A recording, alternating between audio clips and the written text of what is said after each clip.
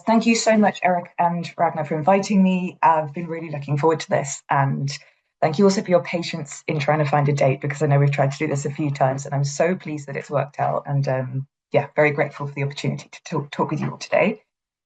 So the research that I'm presenting here builds on some of the ideas that I developed in my doctoral research, which was a few years ago now, but I'm building on some ideas that I felt like I had unfinished business with. So I actually haven't published them separately in their own right yet. And it's been really actually very welcome to have an opportunity to revisit them and to sort of think about braiding in some of my more recent reflections, not least with the Phenomenology and Dementia network that we, Ragnar and Erik, have been building. So that's been wonderful.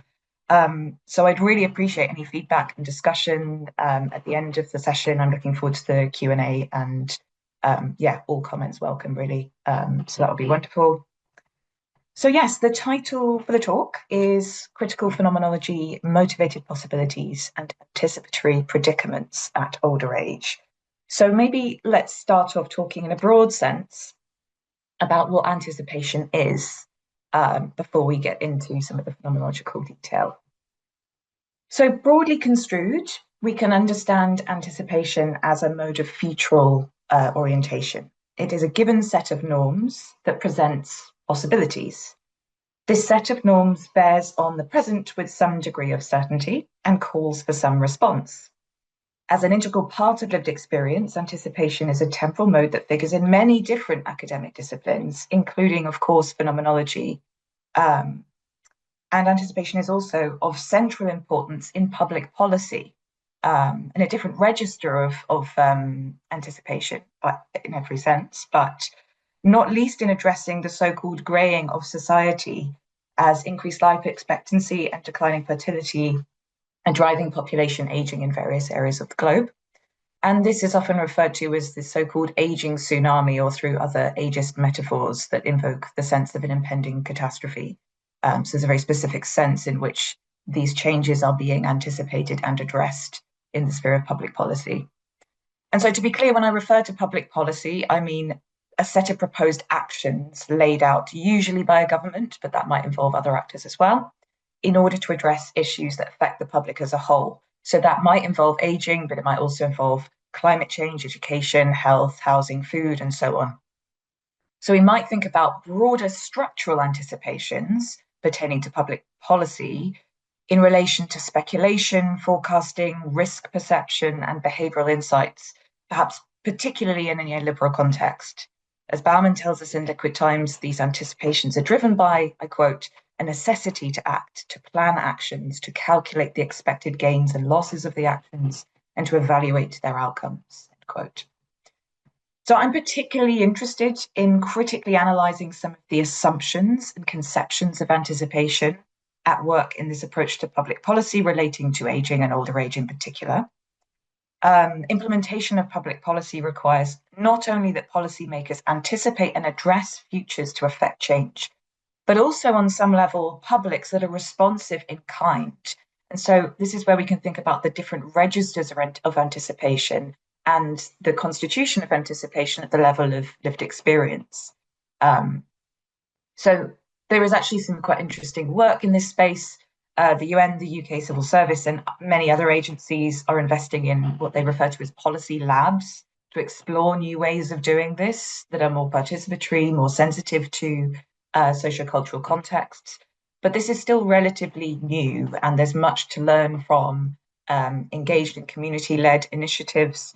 And conventionally, public policy is implemented through what we might call a top-down approach. And I'm going to spend a bit of time now just exploring how that manifests. There's a few different ways that this is approached. So one of those approaches to public policy is famously known as nudge theory, which is based on behavioral psychology and economics and popularized in this 2008 book, Nudge, Improving Decisions About Health, Wealth and Happiness. So some of you may be familiar with this term already. And basically the idea is that small changes in public systems can steer people towards making decisions that are favored by policymakers while preserving the freedom to opt out. So classic examples of nudge policy include disincentives for smoking and speeding, or incentives for exercise, organ donation, or personal savings plans. And the nudge approach was favoured by the Obama administration and successive Conservative governments in the UK, and is arguably implemented especially in areas in which citizens are deemed to be making so-called poor anticipatory choices when left to their own devices. Critics of nudge theory, including Pedwell, whose book is on the slide there, and I really recommend this book, they tend to argue that unhealthy choices are problematically interpreted as, I quote, the result of so-called poor habits fueled by poor personal choices that can in turn be resolved by compelling people to make better choices, end quote. So these critics are basically arguing that policymakers are deploying this approach where they assume a choosing subject in their models, but that subject is one who is constitutionally ill-equipped to make rational, healthy choices. They need this steer, but it's not actually an overt conversation or a kind of dialogue. It's still very much top-down. And so critics have further described that approach as marred by a tendency to disempower, as it subconsciously prompts people to act in certain ways, and opportunities for social learning are deprioritized in favor of quicker and cheaper solutions, where you don't actually have to grapple with these issues head on. Rather than convincing or supporting millions of individuals to make changes to their habits and decisions, the nudge approach circumvents the conversation. And that promise of kind of minimal investment in resources to affect behavioral transformation, the broader population has accordingly driven that trend. So there's quite pragmatic, pragmatic political reasons why these approaches are favoured.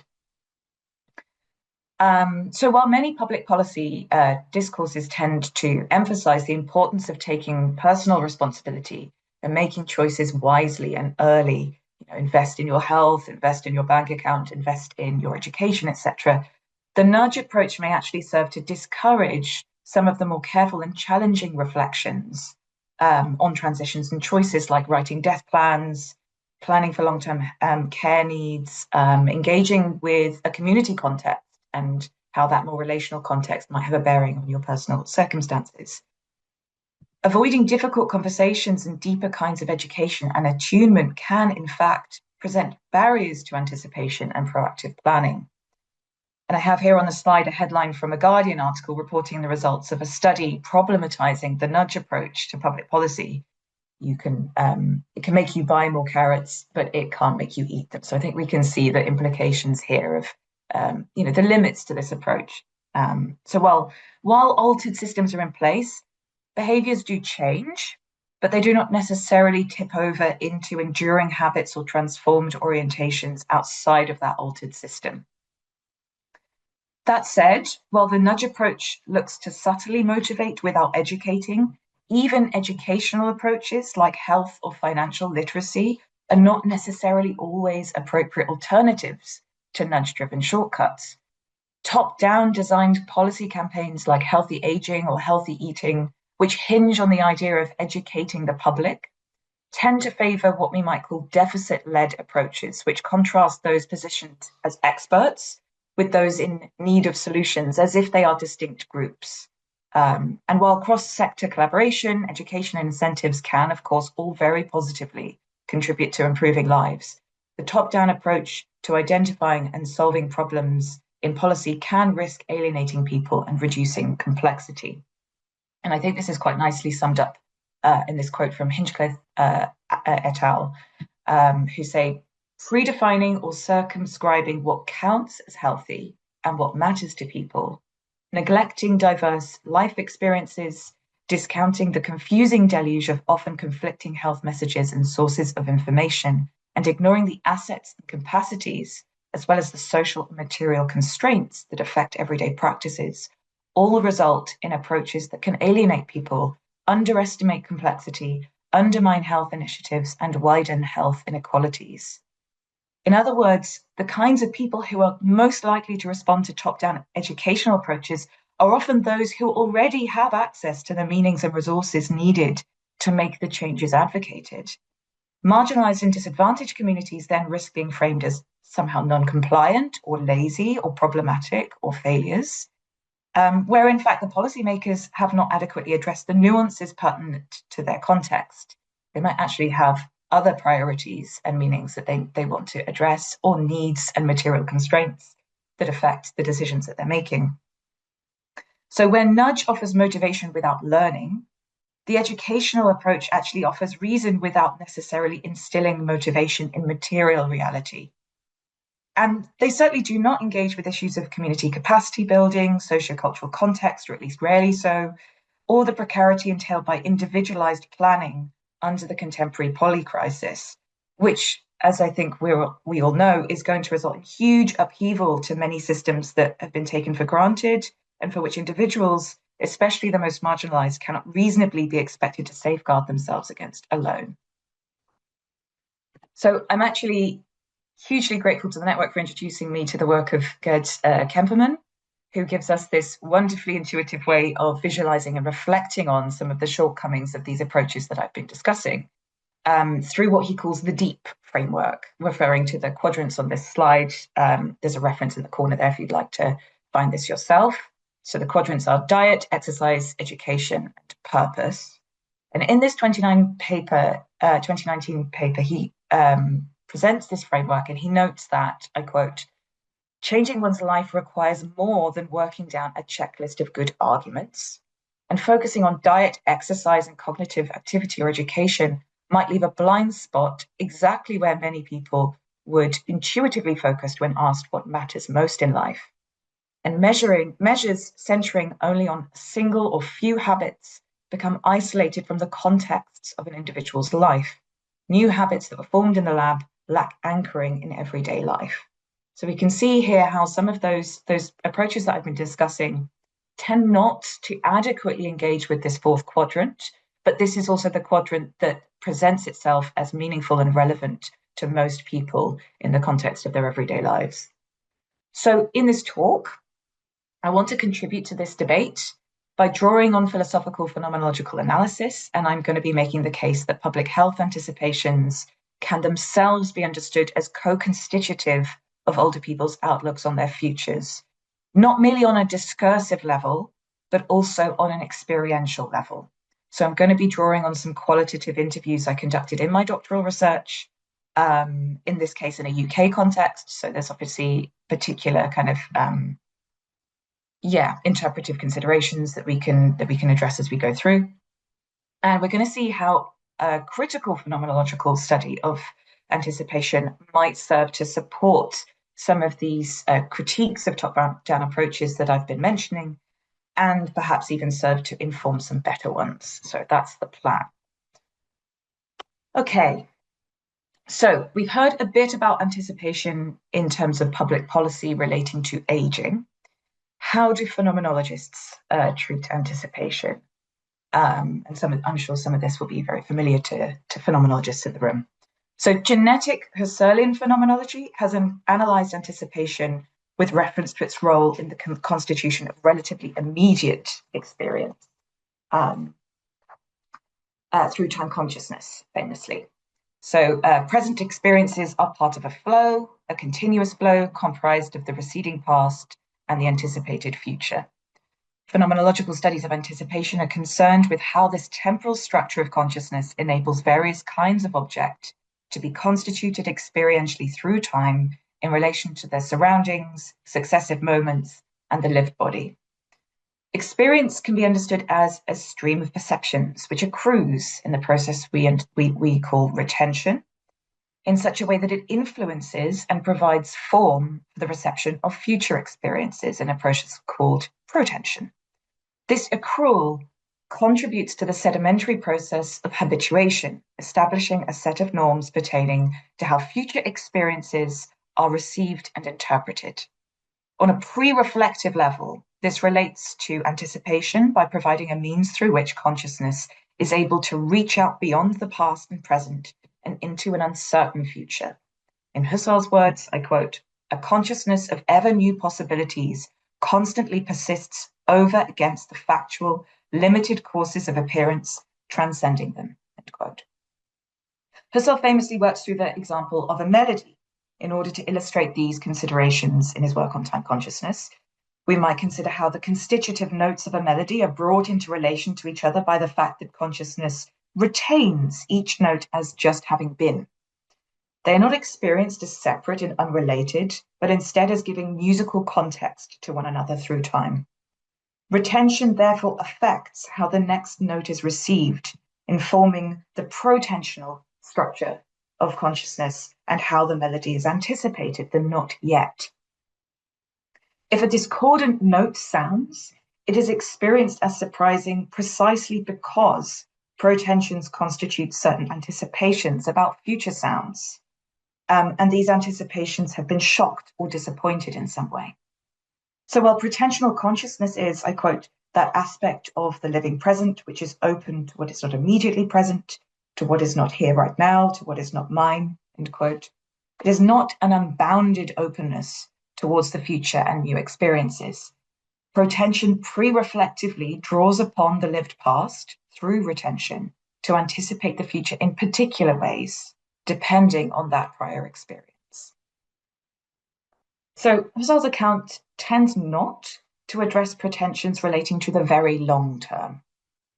Longer term anticipations tend to be thematized by Husserl as part of explicitly conscious expectation, and not through the passive process of pretensional time consciousness. I quote, "What is immediately in the temporal field of pretension is not the same as the more distant future, which is the object of fantasy expectation," end quote. Indeed, Husserl sought to carefully, as on the slide, distinguish between the retentions and pretensions from the recollections and expectations, which represent past or future, end quote. For example, retentions of a melody differ from a conscious recollection of that melody, where you might be kind of playing back the music in your head. Equally, pretensions of what might appear under the lid of a cooking pot on the kitchen table are different from consciously imagining what might be under the lid when it's opened up. So these are different kinds of anticipation. So pretensions thus do not refer to conscious forms of imagination or expectation, but instead refer specifically to that which is anticipated as presently absent, in Dolezal's words, but imminently expected. And this happens without the need for explicit cognition. Pretensions may provide a pre-reflective basis for conscious expectations over the short or longer term, but pretensions and expectations are fundamentally different in kind. So we can accordingly understand phenomenological analysis of anticipation as differentiating between pretension and expectation, respectively. So pretension, just to be absolutely clear, is anticipation that passively constitutes time consciousness, pre-reflectively foreshadowing future possibilities via a retained past. Expectation is anticipation that is consciously considered and generally accessible to reflective awareness. A pretensional account of anticipation would therefore not immediately seem to pertain to anticipations as articulated explicitly in public policy about aging, for instance. We can recall from earlier in the talk that the educational approach especially targets conscious expectations, deciding to exercise more because you expect to gain fitness, choosing a good pension plan because you expect to retire, or in fact, for some people, feeling thwarted by a lack of possibility in those domains and a lack of options with respect to those anticipations that actually might feel too foreboding to really entertain for very long.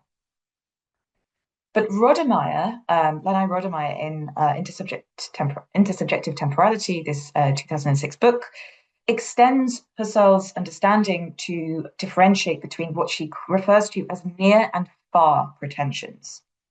So she says near pretension would act as the immediate pretending activity based on the current constitution of the living present. Far pretension, correlatively, would be a more extended anticipation of the living present and would be based not only upon current constitution, but also on pretension of general types and habits. So where Husserl's writings primarily thematize near pretension, Rodemeyer draws attention to the fact that anticipations of the more distant future are less structured by recently past experiences, first-hand experiences, and are instead to a greater extent supplemented by attitudes, habits, and inclinations that are part of a person's pre-existing habitus through far retention. So let's work through a couple of examples to see what this means concretely. And I'm going to do this by introducing you to some of the participants from my PhD research. All the names that I use in this presentation are pseudonyms, and I've given the participants' ages on the slides. And it was actually by analysing these experiences that I alighted on the phenomenological analysis that I'm presenting today. So that was the order in which the conceptual development took place. And I also consulted with a small advisory group as part of the theoretical process. I got some feedback on these ideas with some, but not all of these participants, and some other older people as well. So Sarah, let's talk about Sarah's experience. So Sarah, when I interviewed her, she was a very active older person. She was age 71 at the time. And in her conversation with me, she described an incident in which she was, as she put it, running up and down the stairs really quickly in her house. In this scenario, we might say that she was pre-reflectively drawing upon the near pretensions of the steps themselves, together with her retentional familiarity with her own embodied capacities to anticipate the near future, that her steps would find, that her feet would find the next step, and that she would move forward with ease. Sarah would therefore be drawing upon the far retentions that constituted her habitus as part of her near pretensional consciousness. Now, while Sarah was rushing up and down these stairs, she tripped slightly, and her husband responded by telling her that she shouldn't be doing that at her age. And Sarah was drawn out of the flow of activity, particularly by her husband's comments, which really annoyed her, by the way. She wasn't happy about this. Her interpretation of the experience became supplemented by broader intersubjective norms and cultural narratives concerning what older people ought to do through explicit memories and expectations. She reflected in the interview that since this incident, she had gradually started to become more hesitant in her movements over time.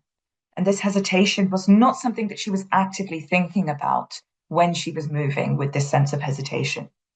She was experiencing a kind of disjointedness between her pre-reflective enjoyment of movement, and this was something that she had a lifelong enjoyment of. She enjoyed dancing, she enjoyed using her body in many different ways, and also this external imperative to be more cautious at older age, a kind of anticipatory predicament, if you will. Retention of these norms was shaping the pretension of future embodied activity without any longer requiring the mediation of explicit recollection or expectation as imagined. And I had another conversation with a participant called Frances, who had broken her wrists after playing tennis. Since then, she had, like Sarah, started to pre-reflectively alter her movements. While broken bones are something that would understandably give rise to trepidation for people of any age, she connected her sense of caution retrospectively to the more far-reaching understanding that injury at older age is risky, rather than stemming directly from the remit of lived experience. This understanding of risk at older age can be said to arise, to use phenomenological terminology, out of the natural attitude, which is shaped by norms and facts established within a sociocultural context. The significance attributed to risk in lived experience therefore garners weight with respect to sociocultural norms, which are very much shaped by policy and discourse. Contemporary UK policies and practices concerning older age tend to appeal to older people to make rational or prudent plans for themselves in advance. Mainstream UK policy on successful aging from the early 2000s onwards has accordingly stressed the importance of information and exercise, advice on exercise, diet, and activity for the achievement of independence and well-being in older age. Again, that the emphasis is on those three quadrants in the deep framework and not so much on a sense of purpose. So we can think about that framework in relation to this. Ostensibly harmless approaches to successful aging often implicitly in this way link notions of they're linked to notions of self-reliance and avoiding the need for support services and resources. It's a priority of such approaches that older people are able to function in ways that best approximate the ideal of the independent, autonomous adult and for as long as possible. Indeed, older people have been increasingly framed as responsible for their own long-term well-being, particularly in the UK context of an NHS under pressure, and some have argued that self-care has been operationalized through policy discourses and guidance frameworks for professionals that exhort citizens to take more responsibility for their health through the self-management of long-term health conditions by engaging in healthy living practices. So again, this top-down approach is kind of setting the ideals and not necessarily attending to how this shows up in the lived context of individuals at their communities. So this neoliberal approach can, in some ways, be regarded as drawing on positive images of aging and older age to justify limited expenditure on public pensions, healthcare, social support, which in turn affects the older population differentially across diverse socioeconomic backgrounds. This also results in a greater emphasis on advice pertaining to and extending healthy living at older age. Other outcomes at older age are framed as undesirable and in some way avoidable if one can only age successfully, but also feared as a kind of terrible and inescapable eventuality if one passes over a certain threshold of ill health. And so the participants' awareness was therefore not exclusively premised on their own personal experiences, but I'm contending that it was established and shaped by the norms of this social imaginary pertaining to older age. I would argue that it is therefore far from incidental that participants' caution about injury at older age is situated within the public policy paradigm of successful aging. Indeed, a sedimented sense of trepidation was explicitly linked by participants to their anticipation that dependence on health and social care would be in some way completely intolerable. Sustaining an injury and risking a transition to greater dependence gains additional significance in this context. Again, it's important phenomenologically to note that Frances was not consciously recollecting an understanding of risk at older age or consciously expecting any particular eventuality when she was making her kind of automatic adaptations in her movements. Instead, I contend that Frances's pre-reflective sense of lived possibility, the manner in which pretensions presented themselves to her, had been influenced by her personal experiences as situated in a cultural context, one that frames risk as an individualized issue for older people. An individual's habitus is interwoven with norms relating to intersubjective relations. And this latter aspect of Frances's experience pertaining to risk seems to indicate to me that far retentions can play a role in far protension. So this raises an important question as to how different possible futures garner more or less effective weight in lived experiences. Why would certain eventualities figure more strongly than others in pretensional consciousness? Why wouldn't Sarah and Frances continue to move as they once did? Why do some people respond to discourse and advice about aging and others are unmoved? Well, Husserl analyzes how there are various degrees of likelihood that can be experienced with respect to leeways or Spielraum of possibilities in a given moment. He describes how various effective and judicative enticements foreground and highlight different possibilities weighing on possible action. Some possibilities might be logically possible, for instance, but are too abstract or irrelevant on the situated context of an experiencing subject. He therefore refers to these as empty possibilities. Motivated possibilities, by contrast, appear more prominently in relation to the subject's direct experiences through protension and are given context through the habitus in retention. Motivated possibilities are normatively constrained by the contents of a given experience.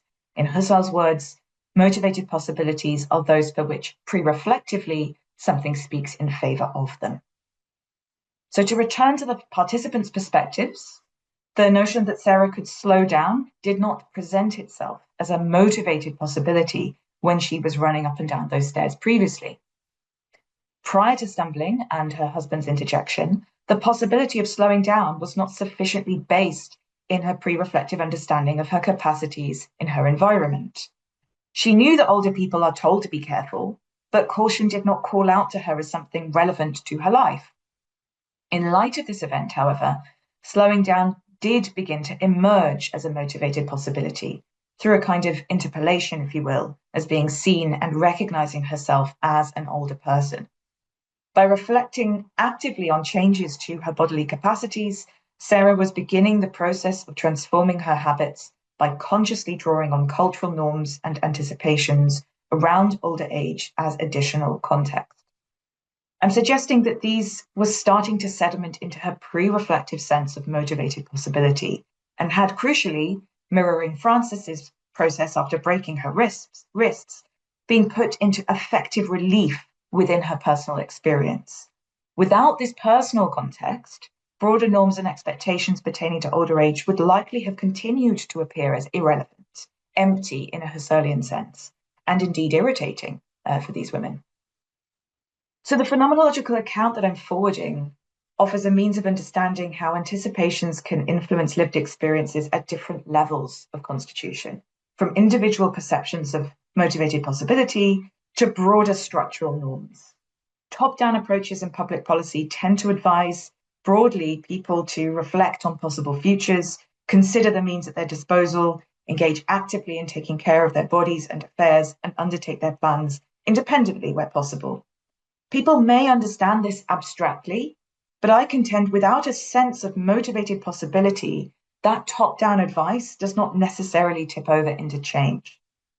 And there are many reasons for this, but in short, we might say that it doesn't appear to make sense from the perspective of their life world to be thinking this way.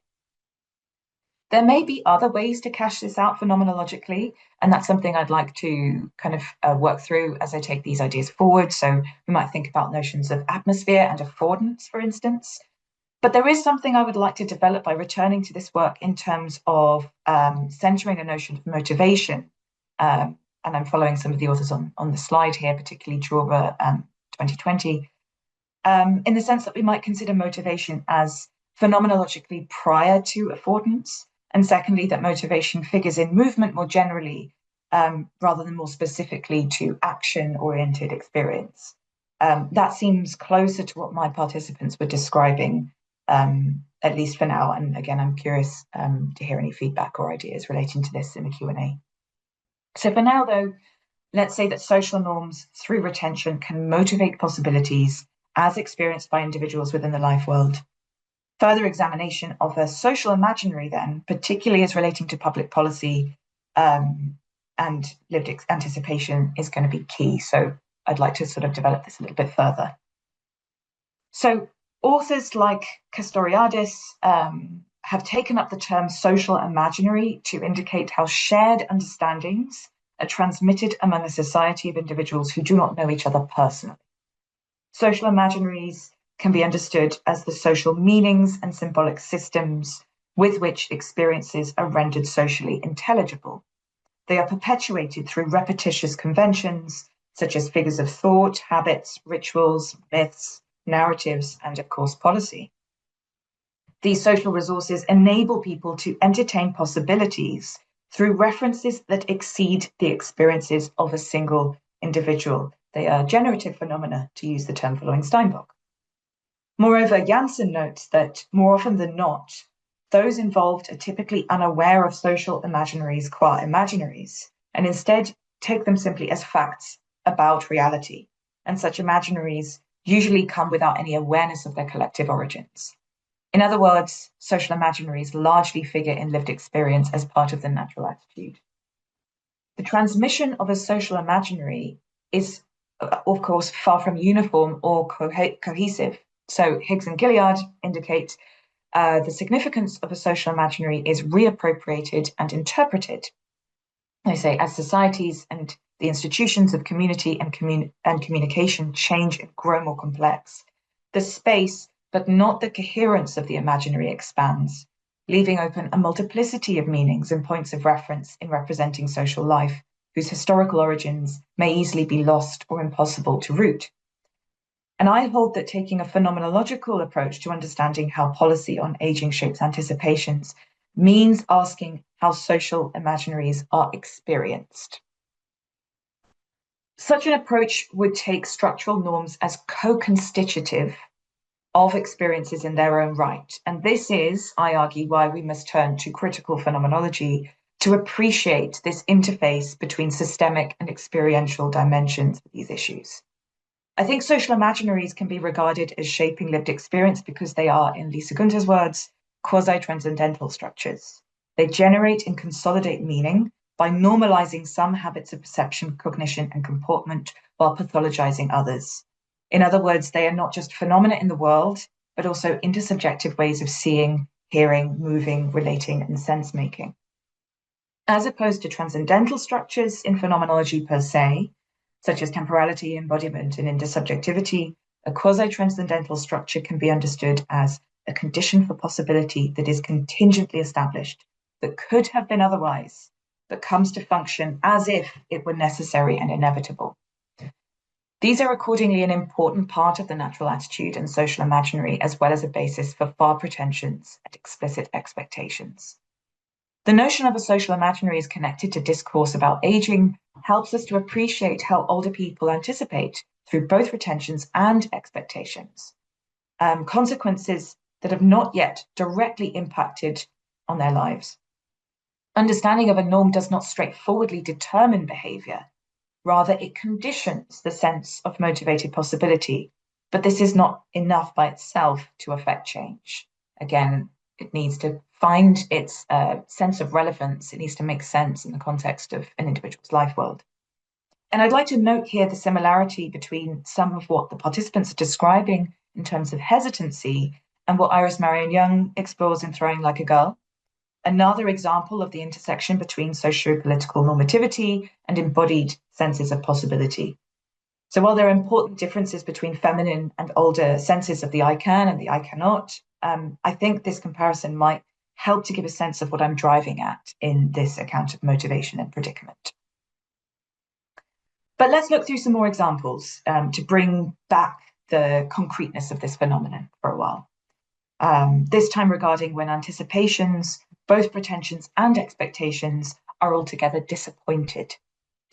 So this was not always a negative experience. One of my participants, Sue, had both hips replaced due to really bad arthritis that had caused her, in her words, a lot of pain and disability.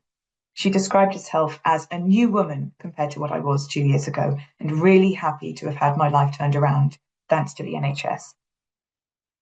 She did not dwell on the details of this period, but implied that her illness and recovery had ruptured her life significantly at that time.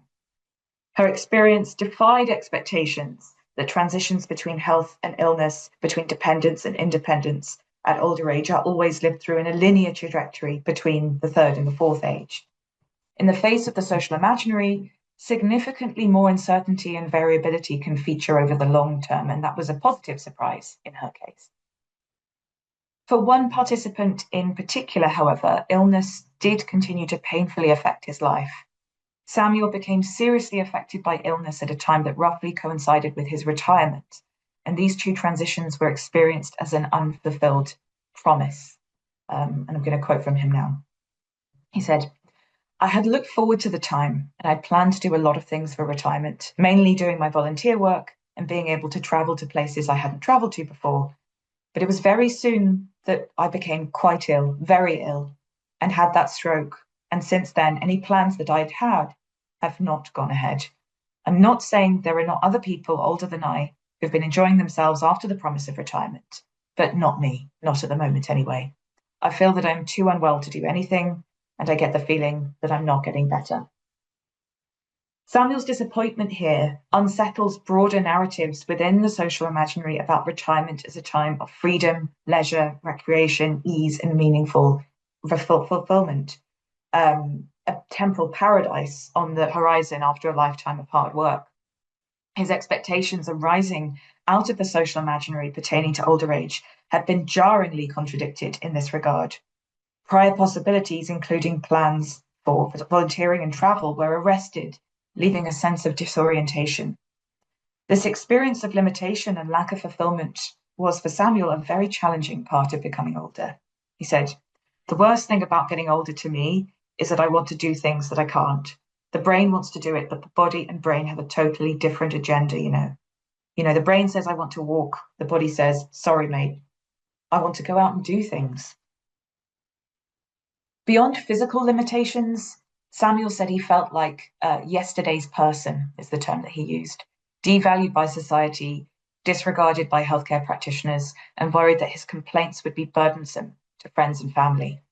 Meeting up in person with a friend had been the highlight of his year, and yet he refrained from contacting friends as he said, it's on my shoulders now that I don't want to be calling and moaning to them.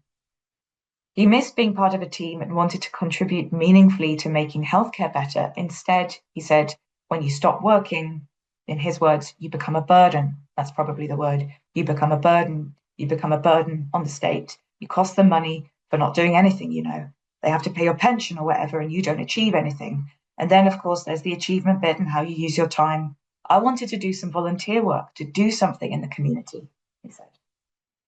The combined transition into retirement and ill health had left Samuel feeling profoundly devalued, and he interpreted this directly as related to becoming an older person and loss of purpose at older age. Again, we're returning to that fourth quadrant. So this notion of meaningful retirement as an unfulfilled promise arising from the social imaginary of healthy aging really stayed with me.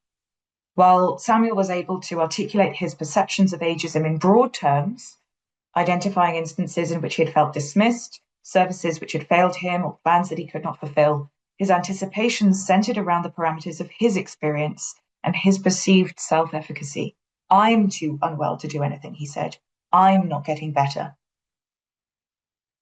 More so than any of the other participants with whom I spoke, Samuel did not feel able to actively address his situation. He said, apart from the health and the body, the thing about aging is the inability to do anything about it. While I can write letters, while I can spout complaints, none of it does much good, he said. Well, almost all of the participants with whom I spoke experienced uncertainty and trepidation about what they could do in anticipation of transitions at older age. Samuel's sense of motivated possibility, again, was experienced as significantly diminished. The inability to respond to the unfulfilled promise of healthy and active retirement had precipitated a painful sense of individualized isolation and inertia. More so than in any of those other interviews, the imperative to plan around and for successful aging, as circulated in the social imaginary, presented as especially futile, lonely, and inadequate. So I think this throws a spotlight on the fact that where people do not experience the possibility of being able to address their situation, this can give rise to a particularly challenging anticipatory predicament, to return to the title of the talk. So Spotswood and Tapp, for instance, noted in their study on increasing exercise in working class communities that middle-class people with their wide horizons and confident choices from a range of activities, lifestyles, and identities contrasted starkly with our respondents from the deprived ward. Working-class respondents' choices of possible activities was sharply limited by their habitus. The expectation for generalized advice to meaningfully address the habits of all publics uniformly is not, I think, only unrealistic, therefore, but runs contrary to the phenomenological tempo of motivated possibility. Approaches that target the individual in isolation or appeal exclusively to cognitive reason are not likely to be effective on this basis, not least because the tendency to focus on individual action and preparedness fails to address the wider social context, which undeniably affects the individual's ability to engage with the constructs such as choice implicit within it, drawing from Hansford, Thomas and Wyatt there. Especially in situations shaped by systemic inequalities, anticipatory preparedness is not a straightforward process of conscious decision-making, as implied by the nudge or the educational approaches to health policy. And that's often due precisely to predicaments created by policies driving the rhetoric of choice.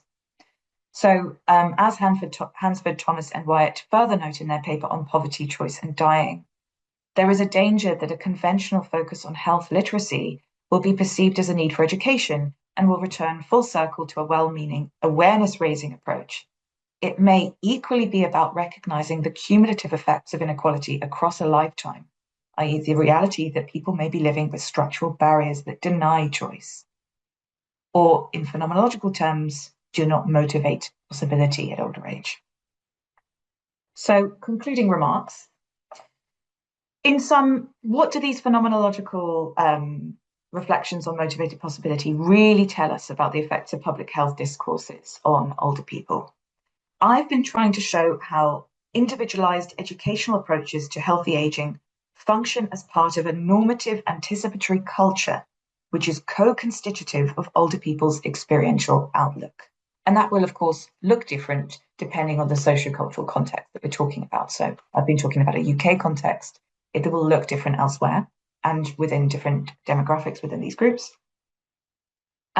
This future is not straightforwardly anticipated through conscious imagination or expectation, though this may sometimes be the case, but rather operates at different levels of experiential constitution, from pretension, as anticipation that passively constitutes time consciousness, through to expectation, as anticipation that is consciously considered. These various modes of anticipation problematize assumptions underpinning top-down approaches since, I argue, change depends on the phenomenological experience of recognizing that external norms or imperatives are directly relevant to one's current quotidian living. The change needs to be felt as both relevant and possible.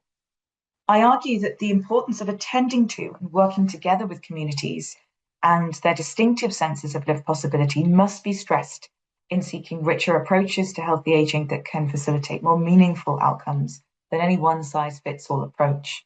And I think there are some very exciting developments in the policy space relating to this in a broad sense. Might think about some community-led initiatives. There's some interesting organizations like Dark Matter Labs that are looking about community-led risk perception. But it's something that I'd like to explore in some further work. So thank you very much for your attention. I have some references on the slides that I can share if any of you are interested, but yeah, looking forward to the discussion. Thank you very much.